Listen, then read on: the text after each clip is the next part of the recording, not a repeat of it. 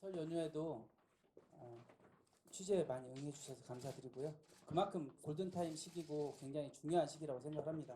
지금부터 우한 폐렴 관련 기자회견 시작합니다. 지금 이 시간 현재 중국인 관광객의 전면적인 입국 공지는 현재는 필요치 않다고 할 수 있을 것입니다. 하지만은 중국 후베이성 우한시의 상황, 또 중국 전역에서 여러 대규모 소규모 도시들에서 또 각성들 이번 신종 코로나 바이러스 감염증이 계속 확산이 되고 있습니다. 의심 환자들이 다수 발견되고 있고 확진 환자들이 진단되고 있고 이런 상황들이 계속해서 빠르게 진행이 되고 있습니다.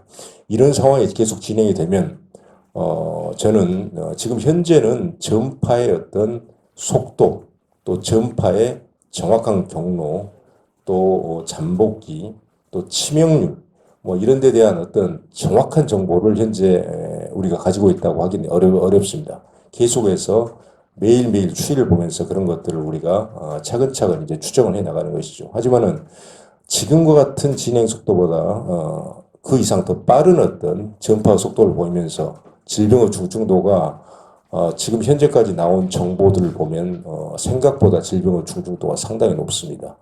사망 환자는 최종적으로 어떤 사망이라는 결과를 얻어서 사망을 하는 환자들인 것이고 상당히 우리가 중증 환자라고 할 수 있는 환자들이 확진된 환자들 중에서 상당히 많다는 것이죠. 우리가 조금 더 굉장히 신중하게 판단을 했을 때 그렇다는 얘기입니다.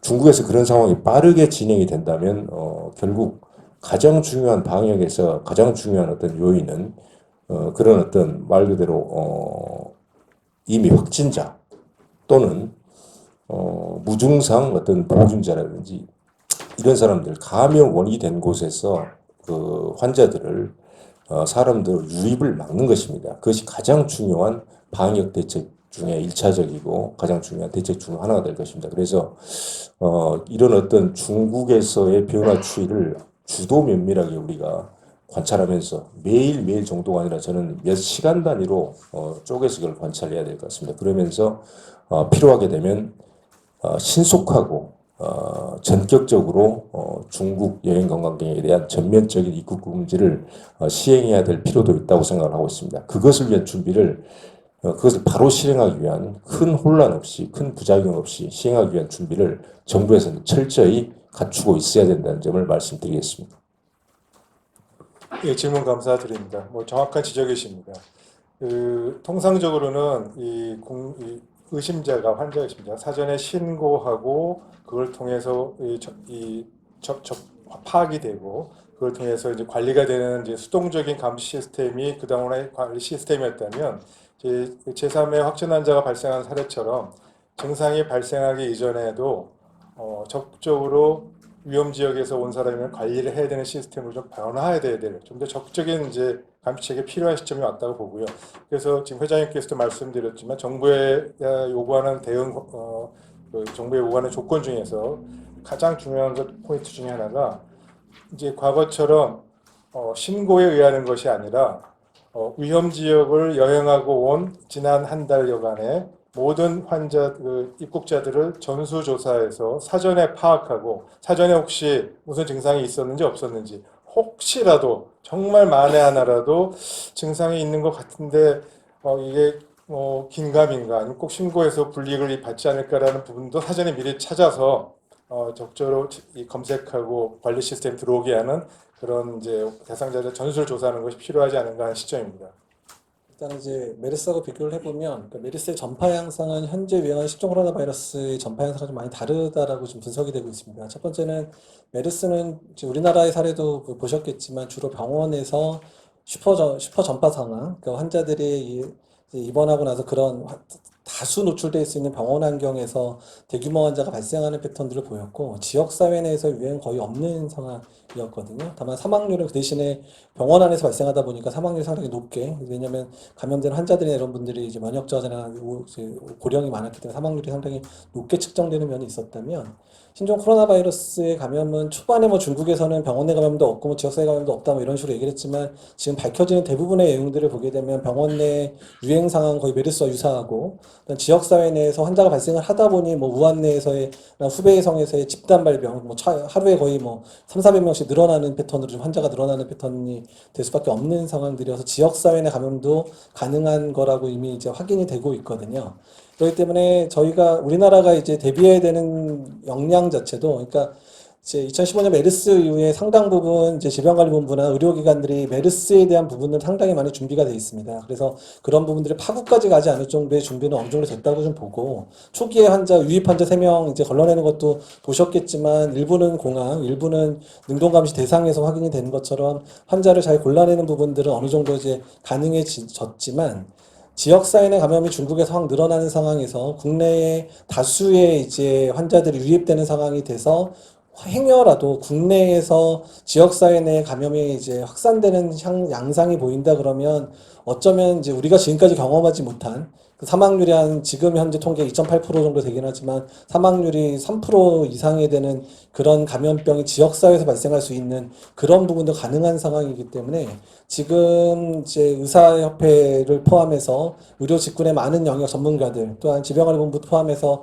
정부 기관들이 그런 파국의 상황들까지 대비해서 철저하게 준비를 해야 된다는 부분입니다. 어쨌든 지금 현재로서는 유입 환자에 대한 관리를 철저히 하는 부분이 맞는 부분이겠지만 앞으로 만약 1, 2주 지나서 또 3, 4주 지나서 지역사회 감염이 발생했을 경우에는 정말 아주 이제 극단의 조치들부터 시작해서 아주 이제 근데 어쨌든 언제나 그렇지만 지금부터 그런 파국의 상황들에 대한 시나리오를 작성해서 차근차근 하나하나 대응해가는 과정들이 이루어지고 있어야 막상 상황이 발생하면 잘 대응할 수 있거든요. 그러니까 이 부분에 있어서 대한의사협회와 또한 질병관리본부 또한 보건복지부가 최대한 협력을 해서 어떻든 국민들을 위해서 최대한 노력하는 모습으로 끝까지 어떻든 국민들의 안전을 위해 노력하는 게 상당히 필요할 거라 생각이 됩니다.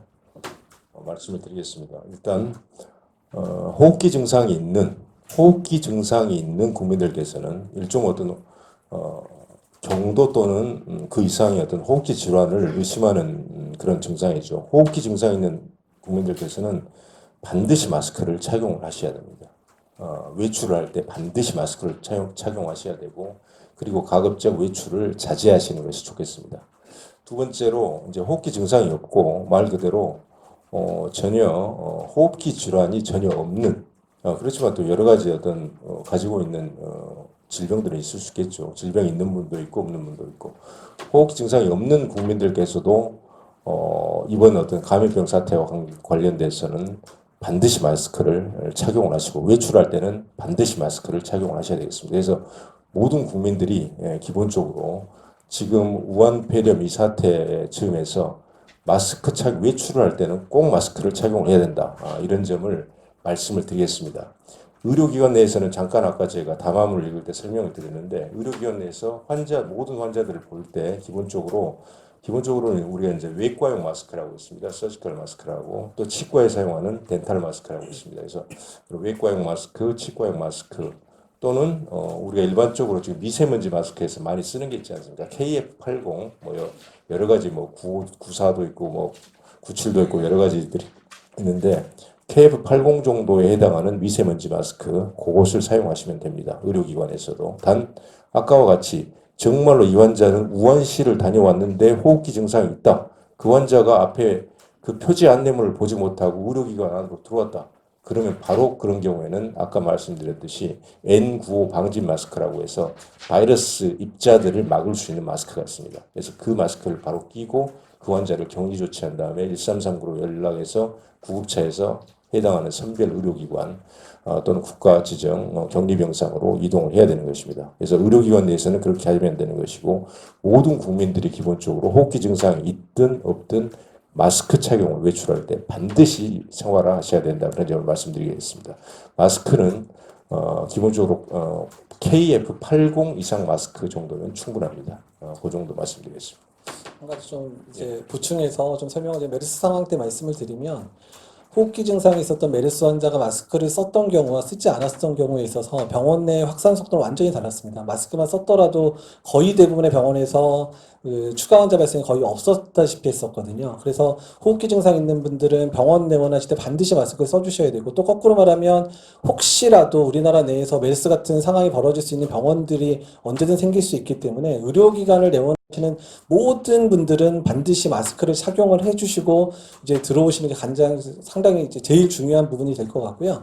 특히나 지금같이 이제 호흡기 감염증, 뭐 인플루엔자나 이런 게 유행하기도 하는 상황이기도 하지만, 이런 호흡기 감염병의 위기 상황에서는 일단은 면회라든지 이런 거를 통해서 병원에 방문하시는 분들의 숫자를 확 줄여주시는 게 전반적으로 이제 안전도 그렇지만 의료기관의 로딩을 줄여주는 부분에서 의료기관이 정말 환자들의 이제 건강, 특히 의심 환자라든지 이런 환자들 치료나 진단에 전념할 수 있게 면회객들을 면회를 반드시, 뭐 그냥 정말 예전에 메르스 말씀드렸처럼 화상 전화로 그냥 면회하시고 그냥 그 정도로 해주시는 게, 면회객을 확실히 줄여주시는 게 현재로서는 의료기관을 돕고 의사들이 환자들 치료에 전념하고 또 진단에 전념할 수 있는 가장 좋은 기회를 주는 부분을 인정을 했으면 좋겠습니다.